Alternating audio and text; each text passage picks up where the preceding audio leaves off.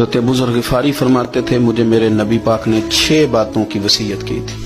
سب سے پہلے حضور نے فرمایا تھا ابو ذر مسکینوں سے محبت کرتے رہنا۔ دوسرا نبی پاک صلی اللہ علیہ وسلم نے فرمایا تھا جب بھی دیکھنا نیچے والوں کو دیکھنا، اوپر والوں کو نہ دیکھنا، مالداروں جاگیرداروں پہ توجہ نہ کرنا، ذہن خراب ہوگا۔ تیسرے نمبر پر نبی پاک صلی اللہ علیہ وسلم نے فرمایا تھا ہر حال میں حق بات کہنا اگرچہ وہ کڑوی ہو۔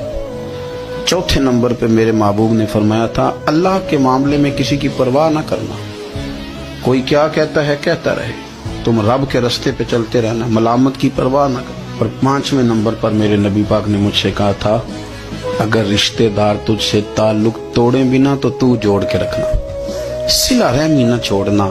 اور چھٹے نمبر پر حضور نے فرمایا تھا اللہ کے عرش کے خزانوں میں سے خزانہ ہے لا حول ولا قوت الا باللہ العلی العظیم۔ حضور نے فرمایا اسے پڑھ